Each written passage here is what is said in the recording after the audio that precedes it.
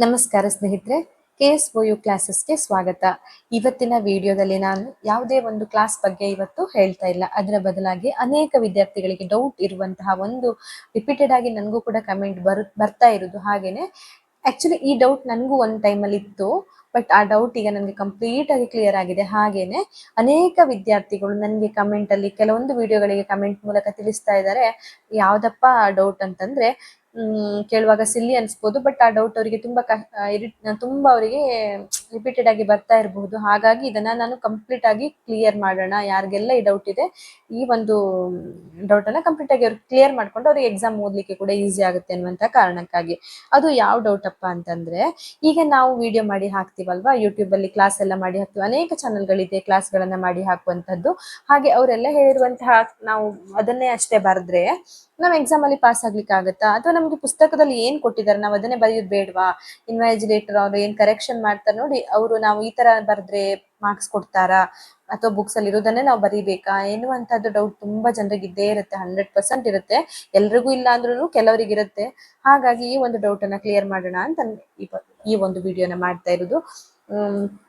ಏನಪ್ಪಾ ಅಂತಂದ್ರೆ, ಎಲ್ರಿಗೂ ಕೂಡ ಬುಕ್ಸ್ ಸಿಗಲ್ಲ. ಒಂದನೆಯದಾಗಿ ಎಲ್ರಿಗೂ ಬುಕ್ಸ್ ಸಿಗಲ್ಲ. ಎಲ್ರು ಬುಕ್ಸ್ ಸಿಗದಿದ್ದವ್ರು ಹೇಗೆ ಎಕ್ಸಾಮ್ ಬರೀತಾರೆ?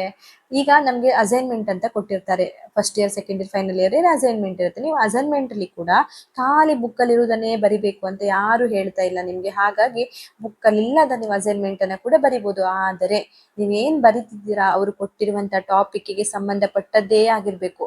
ಈಗ ನಾನೊಂದು ಎಕ್ಸಾಂಪಲ್ ಕೊಡೋದು, ಅಕ್ಬರ್ ಬಗ್ಗೆ ನಿಮ್ಗೆ ಅಸೈನ್ಮೆಂಟ್ ಬಂತು. ನೀವು ಅಕ್ಬರ್ ಬಗ್ಗೆ ನಿಮ್ಮ ಈ ಒಂದು ಫಸ್ಟ್ ಇಯರ್ ಡಿಗ್ರಿಯಲ್ಲಿ ಏನಿದೆ ಅದನ್ನೇ ಕಾಪಿ ಮಾಡಿ ಬರೀರಿ ಅಂತ ಯಾರು ಕೂಡ ಹೇಳಲ್ಲ. ಅಕ್ಬರ್ ಬಗ್ಗೆ ನಾವು 5ನೇ ತರಗತಿಯಿಂದ ಅನ್ಸುತ್ತೆ, 5 ಬೇಡ, ನೀವು ಒಂದು 8ನೇ ತರಗತಿಯಿಂದನೇ ಹಿಡ್ಕೊಳ್ಳಿ. 8ನೇ ತರಗತಿಯಿಂದನೇ ಅಕ್ಬರ್ ಬಗ್ಗೆ ಬಂದಿರುತ್ತೆ. ನಾವು ಅಕ್ಬರ್ ಬಗ್ಗೆ ಕೇಳಿರ್ತೀವಿ, ತಿಳಿದಿರ್ತೀವಿ. ನಿಮ್ಗೆ ಏನ್ ಗೊತ್ತು ಆ ಎಲ್ಲ ಬುಕ್ಸ್ ಅಲ್ಲಿರುವಂತಹದ್ದು ಎಲ್ಲವನ್ನ ಬರಿಬೇಕು. ಆದ್ರೆ ನಮ್ಗೆ 8ನೇ ತರಗತಿಲಿ ಅವನ ಬಗ್ಗೆ ಡಿಟೇಲ್ ಆಗಿರಲ್ಲ, ಸ್ವಲ್ಪ ಸ್ವಲ್ಪ ವಿಷಯಗಳಷ್ಟೇ ಇರುತ್ತೆ. ಆದ್ರೆ ಅದೇ 9, 10ಕ್ಕೆ ಹಂಗೆ ಡಿಗ್ರಿಗೆ PU ಹೋಗುವಾಗೆಲ್ಲ ನಮ್ಗೆ ಡೀಟೇಲ್ ಆಗಿ ಅವ್ರ ಬಗ್ಗೆ ಬಂದಿರುತ್ತೆ. ಇನ್ನು PU ಬುಕ್ ಅಲ್ಲಿ ಇನ್ನೂ ಜಾಸ್ತಿ ಇರುತ್ತೆ. ಹಾಗಾಗಿ ನೀವು ಎಲ್ಲ ವಿಷಯಗಳನ್ನ ಕುರಿತು ಡಿಟೇಲ್ ಆಗಿ ಬರಿಬೇಕಾಗ್ತದೆ. ನೀವು ಯಾವ ಒಂದು ತರಗತಿಯಲ್ಲಿ ಇದ್ರೆ ಅದಕ್ಕೆ ಅನುಸಾರವಾಗಿ ಅವರ ಡಿಟೇಲ್ ಅನ್ನು ಕೂಡ ಬರಿಬೇಕಾಗ್ತದೆ ಒಂದೊಂದ್ಸಲ. ಹಾಗೇನೆ ಈಗ ಡಿಗ್ರಿ ಅವ್ರು ಯಾರ್ಯಾರು ಇದ್ದೀರಾ, ನಿಮ್ಗೆ ಒಂದು ವಿಷಯದ ಬಗ್ಗೆ ಕೇಳಿದಾಗ ನೀವು ಪುಸ್ತಕದಲ್ಲಿ ಇದ್ದದನ್ನೇ ಕಾಪಿ ಪೇಸ್ಟ್ ಮಾಡುವಂತ ಅವಶ್ಯಕತೆ ಇಲ್ಲ ಸ್ನೇಹಿತರೆ. ಈಗ ಅವರು ನಿಮ್ಗೆ ಫಾರ್ ಎಕ್ಸಾಂಪಲ್ ಇನ್ನೊಂದು ಕ್ವಶನ್ಸ್ ನಾನು ಯಾವ್ದಾದ್ರು ಹೇಳೋದಾದ್ರೆ, ಈಗ ನಾನೊಂದು ಪಾಯಿಂಟ್ ಅನ್ನ ತೆಗೆದಿಟ್ಕೊಂಡಿದ್ದೀನಿ. ಈಗ ಕೇನ್ಸ್ ನ ಉದ್ಯೋಗ ಸಿದ್ಧಾಂತ ಅನ್ನುವಂತ ಒಂದು ನನ್ನ ಹತ್ರ ಸದ್ಯಕ್ಕಿರುವಂತ ಒಂದು ಪ್ರಿಂಟ್ ಅನ್ನು ತೆಗೆದು ನಾನು ನಿಮ್ಗೆ ಎಕ್ಸ್ಪ್ಲನೇಷನ್ ಕೊಡ್ತೀನಿ. ನಾನು ನಿಮ್ಗೆ ಈಗಾಗಲೇ ಒಂದು ವಿಡಿಯೋನ ಅಪ್ಲೋಡ್ ಮಾಡಿದ್ದೀನಿ. ಕೇನ್ಸ್ ರವರ ಉದ್ಯೋಗ ಸಿದ್ಧಾಂತ ಎನ್ನುವಂತ ಒಂದು ಟಾಪಿಕ್ ಬಗ್ಗೆ ನಾನು ಒಂದು ವಿಡಿಯೋನ ಅಪ್ಲೋಡ್ ಮಾಡಿದ್ದೀನಿ. ಕೇನ್ಸ್ ಉದ್ಯೋಗ ಸಿದ್ಧಾಂತ. ನೀವು ಈ ಪುಸ್ತಕವನ್ನ ನೋಡಿ ಓದುವಾಗ ನಿಮ್ಗೆ ನೋಡಿ, ಇದೀಗ ಕೇನ್ಸ್ ಉದ್ಯೋಗ ಸಿದ್ಧಾಂತ ಎನ್ನುವಂತ ಟಾಪಿಕ್ ಗೆ ಸಂಬಂಧಪಟ್ಟಂತ ಪೇಜ್ ಅನ್ನ ಓಪನ್ ಮಾಡಿಟ್ಟಿದ್ದೀನಿ. ಸೊ ನೀವು ಈ ಬುಕ್ ಅನ್ನ ನೋಡಿದಾಗ ನಿಮ್ಗೆ ಇದು ತುಂಬಾ ಟಫ್ ಅನ್ಸ್ಬಿಡುತ್ತೆ. ಎಲ್ಲಿಂದ ಓದ್ಲಿ, ಯಾವ್ದನ್ನ ಬೈ ಹಾರ್ಟ್ ಮಾಡ್ಲಿ? ಎಲ್ಲದಕ್ಕಿಂತ ಜಾಸ್ತಿ ಕೆಲವೊಮ್ಮೆ ಬುಕ್ ಓದಿದಾಗ ಅದ್ರಲ್ಲಿರುವಂತಹ ವರ್ಡ್ಸ್ ಗಳು ಟಫ್ ಅಲ್ಲದಿದ್ರು ಈಸಿ ವರ್ಡ್ಸ್ ಆದ್ರೂ ಕೂಡ ನಮ್ಗೆ ನೋಡುವಾಗ ಏನೋ ಒಂಥರ ಡಿಫಿಕಲ್ಟ್ ಅನ್ಸುತ್ತೆ. ಇಷ್ಟೆಲ್ಲ ಓದ್ಕೋಬೇಕಾ ಕೇನ್ಸ್ ನ ಉದ್ಯೋಗ ಸಿದ್ಧಾಂತ ಅನ್ನುವಂಥದ್ದು? ಇದೆಲ್ಲ ನಾವು ಓದ್ಕೊಂತ ಹೋಗುವಾಗ ನಮ್ಗೆ ತುಂಬಾ ಡಿಫಿಕಲ್ಟ್ ಅನ್ಸುತ್ತೆ. ಅಥವಾ ಇದಾಗತ್ತ ನನ್ನ ಕೈಲಿ. ಈಗ ನೋಡಿ, ಏನೇನೋ ಕೊಟ್ಟು ಸಮಗ್ರ ಬೇಡಿಕೆ ಅಥವಾ ಸಮತೋಲನ ಉದ್ಯೋಗ ಮಟ್ಟ ಇದೆಲ್ಲ ಕೊಟ್ಟಿದ್ದಾರೆ. ಸೊ ನಿಮ್ಗೆ ಮೊದ್ಲಾಗಿ ನಿಮ್ಗೆ ಏನಾಗ್ಬೇಕು, ಇಲ್ಲಿರುವಂತಹದ್ದು ನಿಮ್ಗೆ ವಿಷಯ ಅರ್ಥ ಆಗ್ಬೇಕು.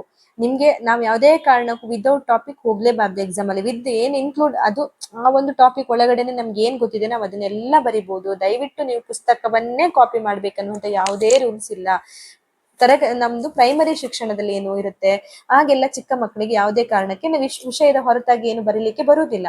ಹಾಗಾಗಿ ಅವ್ರು ಏನ್ ಮಾಡ್ಬೇಕಾಗುತ್ತೆ, ಪುಸ್ತಕದಲ್ಲಿ ಏನಿದೆ ಅದನ್ನೇ ಬರಿಬೇಕಾಗ್ತದೆ. ಈಗ ಡಿಗ್ರಿ ಅಂದಾಗ ಏನಾಗುತ್ತೆ, ನಾವು ಸ್ವಲ್ಪ ನಮ್ಮ ಮೈಂಡ್ ವಿಕಸಿತ ಆಗಿದೆ, ಅಥವಾ ನಮ್ಗೆ ಅದ್ರ ಬಗ್ಗೆ ಜಾಸ್ತಿ ಬ್ರಾಡ್ ಆಗಿ ಥಿಂಕ್ ಮಾಡ್ಲಿಕ್ಕೆ ಬರುತ್ತೆ, ಅಥವಾ ವಿಷಯಗಳನ್ನ ನಾವು ಅರ್ಥಕೊಂಡಿದ್ದೇವೆ, ನಮ್ಗೆ ಅರ್ಥ ಆಗುತ್ತೆ, ನಾವು ಪ್ರಪಂಚವನ್ನ ನೋಡಿದ್ದೇವೆ. ಒಟ್ಟಾರೆ ಕಲಿಕೆಯ ಅರ್ಥ ಏನಾಗಿರುತ್ತೆ ಸ್ನೇಹಿತರೆ, ನಾವು ಕಲ್ತ್ಕೊಳ್ಳೋದು ಯಾವುದೇ ವಿಷಯದ ಬಗ್ಗೆ ನಾವು ಕಲ್ತ್ಕೊಳ್ಳೋದು, ಖಾಲಿ ಕಾಪಿ ಪೇಸ್ಟ್ ಮಾಡುವಂತದ್ದಲ್ಲ.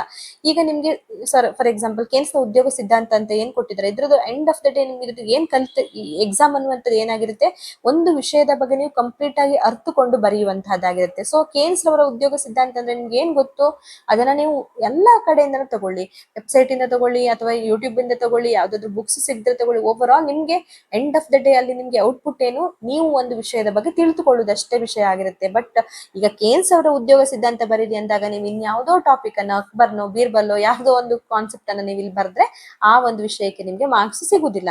ಬದಲಾಗಿ ಕೇನ್ಸ್ ಉದ್ಯೋಗ ಸಿದ್ಧಾಂತಕ್ಕೆ ಸಂಬಂಧಪಟ್ಟ ಹಾಗೆ ನೀವು ಎಲ್ಲಿಂದ ವಿಷಯಗಳನ್ನು ಬೇಕಾದ್ರೂ ಕಲೆಕ್ಟ್ ಮಾಡ್ಕೊಂಡು ನೀವು ಎಕ್ಸಾಮ್ ಅಲ್ಲಿ ಬರಿಬಹುದು. ನೀವು ಯಾವುದೇ ಕಾರಣಕ್ಕೂ ಡೌಟ್ ಅನ್ನ ಇಟ್ಕೊಳ್ಬೇಡಿ. ಈಗಾಗಲೇ ಹೇಳಿದಂತೆ ಅಸೈನ್ಮೆಂಟ್ ಅನ್ನ ನಾವು ಹೇಗೆ ಬರಿತೀವಿ, ಎಲ್ಲೆಲ್ಲಿಂದೆಲ್ಲ ವಿಷಯ ತಗೊಂಡು ಬರಿತೀವಿ. ಅಸೈನ್ಮೆಂಟ್ ಅಲ್ಲಿ ನೀವು ಬುಕ್ಸ್ ಇಂದ ತೆಗೆದು ಬರೆಯೋದಕ್ಕಿಂತ ಹೊರಗಡೆಯಿಂದ ವಿಷಯಗಳನ್ನ ಕಲೆಕ್ಟ್ ಮಾಡಿ ಆ ಸಂಬಂಧಪಟ್ಟ ವಿಷಯವನ್ನ ಬರೆದಾಗ ನಿಮ್ಗೆ ಮಾರ್ಕ್ಸ್ ಜಾಸ್ತಿ ಸಿಗುತ್ತೆ. ಈಗ ಇದಕ್ಕೆ ನಾನೇ ಒಂದು ದೊಡ್ಡ ಉದಾಹರಣೆಯಾಗಿ ನಿಮ್ಗೆ ಹೇಳ್ಬೋದು. ಯಾಕಂದ್ರೆ ಪ್ರತಿ ವರ್ಷ ಎಕ್ಸಾಮ್ ಬರ್ದಾಗ್ಲೂ ಕೂಡ ನಾನು ಯಾವುದೇ ಕಾರಣಕ್ಕೂ ಬುಕ್ಸ್ ನನ್ನ ಹತ್ರ ಇದೆ, ಇಂಪಾರ್ಟೆಂಟ್ ಟಾಪಿಕ್ ನೆಲ್ಲ ನೋಟ್ ಮಾಡ್ಕೋತೀನಿ, ಮೇನ್ ಪಾಯಿಂಟ್ ಇದೆ ಕಲೆಕ್ಟ್ ಮಾಡ್ಕೊಂತೀನಿ ಹೊರತು ಯಾವುದೇ ವಿಷಯದನ್ನು ಕೂಡ ಬರೀ ಪುಸ್ತಕವನ್ನ ನಾನು ಓದಿ ಪಾಸ್ ಆಗಿದ್ದೇ ಇಲ್ಲ. ಈವನ್ ಅಸೈನ್ಮೆಂಟ್ ಗಳನ್ನ ಕೂಡ ನಾನು ಒಂದು ಬುಕ್ ಅಲ್ಲಿ ಕೂಡ ಅಸೈನ್ಮೆಂಟ್ ಅನ್ನ ನಾನು ಬುಕ್ಸ್ ಅನ್ನ ನೋಡಿ ಬರ್ದದಿಲ್ಲ.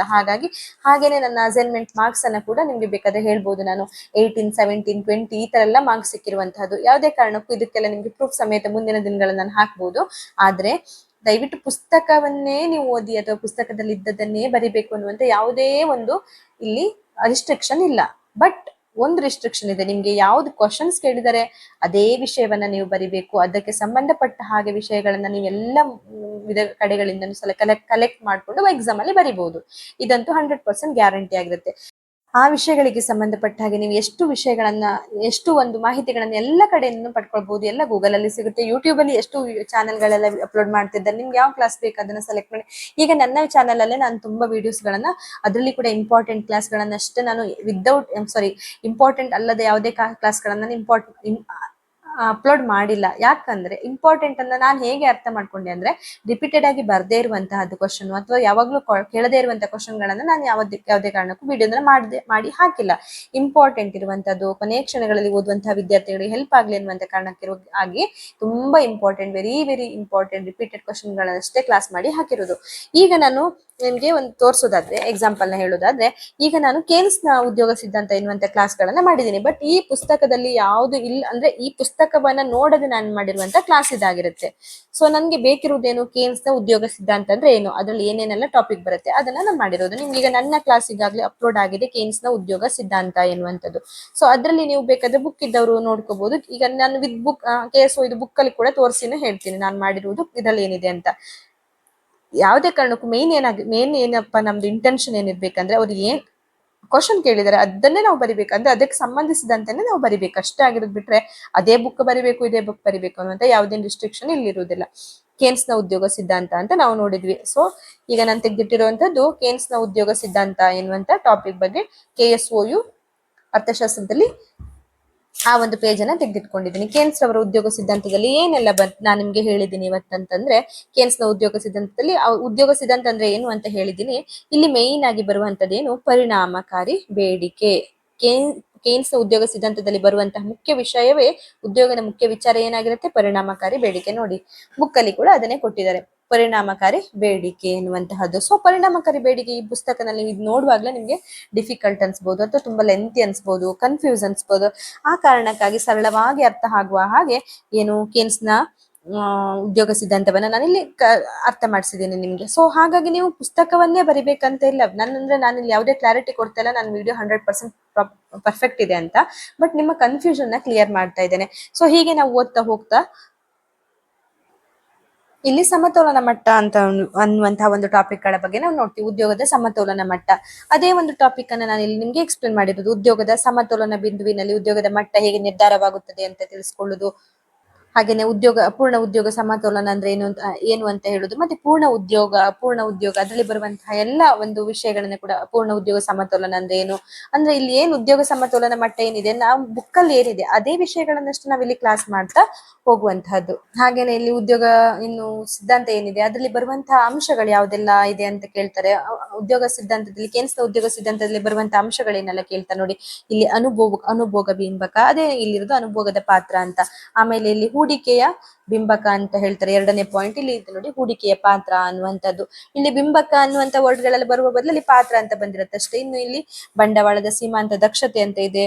ಅದೇ ಹಾಗೇನೆ ಇಲ್ಲಿ ಅನೈಶ್ಚಿಕ ಅಂದ್ರೆ ಅದಕ್ಕೆ ಸಂಬಂಧಪಟ್ಟ ಹಾಗೇನೆ ಅನುಭೋಗ, ಬಂಡವಾಳದ ಕುರಿತಾಗಿರುವಂತಹ ಅನೈಶ್ಚಿಕ ನಿರುದ್ಯೋಗ, ಮತ್ತೆ ಪೂರ್ಣ ಉದ್ಯೋಗ ಸಮತೋಲನ, ಇದೆಲ್ಲವೂ ಕೂಡ ಅಂದ್ರೆ ಅದಕ್ಕೆ ಸಂಬಂಧಪಟ್ಟ ಹಾಗೇನೆ ಇರುವಂತಹದ್ದು. ನಾನಿಲ್ಲಿ ನನ್ನ ವಿಡಿಯೋಗಳನ್ನ ಯಾವುದೇ ನಿಮ್ಗೆ ಪ್ರೂಫ್ ಆಗಿ ಅಥವಾ ನಿಮ್ಗೆ ಇದು 100% ಕರೆಕ್ಟ್ ಇದೆ ಅನ್ನುವಂತ ವಿಷಯಕ್ಕಾಗಿ ತೋರಿಸ್ತಾ ಇಲ್ಲ. ಬಟ್ ಬದಲಾಗಿ ನಿಮ್ಮ ಬುಕ್ ಅಲ್ಲಿ ಏನ್ ಕೊಟ್ಟಿರ್ತಾರೆ ನೋಡಿ, ಆ ಬುಕ್ ಅಲ್ಲಿ ಇರುವಂತಹದ್ದನ್ನೇ ನಾವು ಇಲ್ಲಿ ವಿಷಯಗಳನ್ನ ಕಲೆಕ್ಟ್ ಮಾಡಿ ನಿಮ್ಗೆ ವಿಡಿಯೋ ಮಾಡಿ ಹಾಕಿರುವಂತದ್ದು. ನಾವು ಯಾವುದೇ ಕಾರಣಕ್ಕೂ ಯಾವ ಕ್ವಶನ್ ಕೇಳಿದರೆ ಅದಕ್ಕೆ ಸಂಬಂಧಪಡದ ವಿಷಯಗಳನ್ನ ಬರೆಯುವುದಕ್ಕಿಂತ ಬರೆಯದೇ ಇರಬಾರ್ದು. ಅದರ ಬದಲಾಗಿ ವಿಷಯಕ್ಕೆ ಸಂಬಂಧಪಟ್ಟಂತಹ ವಿವರಗಳನ್ನ ನಾವು ಎಲ್ಲ ಕಡೆಯಿಂದನೂ ಕಲೆಕ್ಟ್ ಮಾಡ್ಕೊಂಡು ಬರಿಬಹುದು ಸ್ನೇಹಿತರ.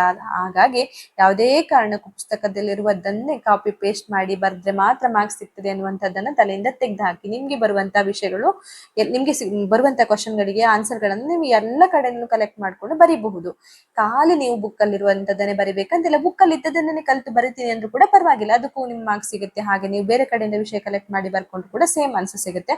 100% ಇದು ಸಿಗುತ್ತೆ, ಇದರಲ್ಲಿ ಯಾವುದೇ ಡೌಟ್ ಕೂಡ ನಿಮ್ಗೆ ಬೇಡ. ಸೊ ಇದೊಂದು ಡೌಟ್ ಅನ್ನ ನಾನು ಕ್ಲಿಯರ್ ಮಾಡೋದಕ್ಕೋಸ್ಕರ, ಇದು ಕೂಡ ನನಗೆ ಒಬ್ರಿಬ್ರಲ್ಲ, ನನಗೆ ನಿಯರ್ಲಿ ಒಂದು 4 to 5 ಮೆಂಬರ್ಸ್ ಕೇಳಿದ್ದಾರೆ, ಮೇಡಮ್ ವಿಡಿಯೋ ತುಂಬಾ ಚೆನ್ನಾಗಿ ಅರ್ಥ ಆಗಿದೆ, ಆದ್ರೆ ನಾವು ಇದನ್ನೇ ಬರ್ದ್ರೆ ಪಾಸ್ ಆಗ್ಬೋದಲ್ವಾ, ಖಂಡಿತ ಪಾಸ್ ಆಗ್ತೀವಲ್ವಾ, ಬುಕ್ ಅಲ್ಲಿ ಇರೋದನ್ನೇ ಬರಿಬೇಕಾ, ಹೀಗೆ ಅನೇಕ ಸಲ ವಿದ್ಯಾರ್ಥಿಗಳು ಕೇಳಿರೋದ್ರಿಂದ ನಾನು ಈ ಒಂದು ವಿಡಿಯೋನ ಮಾಡಿ ಹಾಕಿರೋದು. ಯಾವುದೇ ಕಾರಣಕ್ಕೂ ಡೌಟ್ ಬೇಡ. ನಿಮ್ಗೆ ಯಾವ ಕ್ವಶನ್ಸ್ ಕೇಳಿದ್ದಾರೆ ಆ ಕ್ವಶನ್ಸ್ಗೆ ಆನ್ಸರ್ನ ನೀವು ಎಲ್ಲ ಕಡೆಯಿಂದ ವಿವರಗಳನ್ನ ತಿಳ್ಕೊಳ್ಬಹುದು. ತಿಳ್ಕೊಂಡು ಆ ಕ್ವಶನ್ಗೆ ಸಂಬಂಧಪಟ್ಟ ಆನ್ಸರ್ಗಳನ್ನಷ್ಟೇ ನೀವು ಬರ್ತಾರೆ, ಖಂಡಿತ ನೀವು ಪಾಸ್ ಆಗ್ತೀರಾ. ಇದೊಂದು ಡೌಟ್ ಎಲ್ರಿಗೂ ಕ್ಲಿಯರ್ ಆಗಿದೆ ಅಂತ ಅನ್ಕೊಳ್ತೀನಿ. ಯಾರಿಗೆಲ್ಲ ಈಗ ಫಸ್ಟ್ ಇಯರ್ ಸೆಕೆಂಡ್ ಇಯರ್ ಏನು ವಿಡಿಯೋಗಳು ಬೇಕಿದೆ ಎಕ್ಸಾಮ್ಗೆ ಸಂಬಂಧಪಟ್ಟ ಹಾಗೆ ಅಥವಾ ಎಲ್ಲಾ ಟಾಪಿಕ್ಗಳಿಗೆ ಸಂಬಂಧಪಟ್ಟ ಹಾಗೆ ನನ್ನ ವಿಡಿಯೋದಲ್ಲಿ, ನನ್ನ ಚಾನಲ್ ಅಲ್ಲಿ ಕೂಡ ಅನೇಕ ವಿಡಿಯೋಗಳಿವೆ. ದಯವಿಟ್ಟು ನೀವು ಪ್ಲೇ ಲಿಸ್ಟ್ ಅನ್ನ ಹೋಗಿ ಚೆಕ್ ಮಾಡಿ. ಪ್ಲೇ ಲಿಸ್ಟ್ ಅಲ್ಲಿ ನಾನು ಇಯರ್ ವೈಸ್ ಮತ್ತೆ ಸಬ್ಜೆಕ್ಟ್ ವೈಸ್ ಹಾಕಿದ್ದೀನಿ. ಈಗ ಒಂದು ನಿಯರ್ಲಿ 120-130 ವಿಡಿಯೋಸ್ ಇದೆ. ಎಲ್ಲವನ್ನ ಹೋಗಿ ನಿಮ್ಗೆ ಸರ್ಚ್ ಮಾಡ್ಲಿಕ್ಕೆ ಸಮಯ ಇಲ್ಲದೆ ಇರುವಂತಹ ಕಾರಣಕ್ಕಾಗಿ ಪ್ಲೇ ಲಿಸ್ಟ್ ಅಲ್ಲಿ ಹೋಗಿ ಸರ್ಚ್ ಮಾಡಿದ್ರೆ ನೀವು ಯಾವ ಸಬ್ಜೆಕ್ಟ್ ಅಲ್ಲಿ ಯಾವ ಇಯರ್ದು ಅಂತ ಸಿಗುತ್ತೆ ಎಲ್ಲಾನು ಕೂಡ. ಅದರ ಪ್ರಕಾರ ನೀವು ಓದ್ಕೊಳ್ಳಿಕ್ಕೆ ಕೂಡ ಈಸಿ ಆಗುತ್ತೆ ಸ್ನೇಹಿತರೆ. ಈ ವಿಡಿಯೋ ನಿಮ್ಗೆ ಹೆಲ್ಪ್ ಆಗಿರ್ಬೋದು ಅನ್ಕೊಳ್ತೀನಿ. ಧನ್ಯವಾದಗಳು.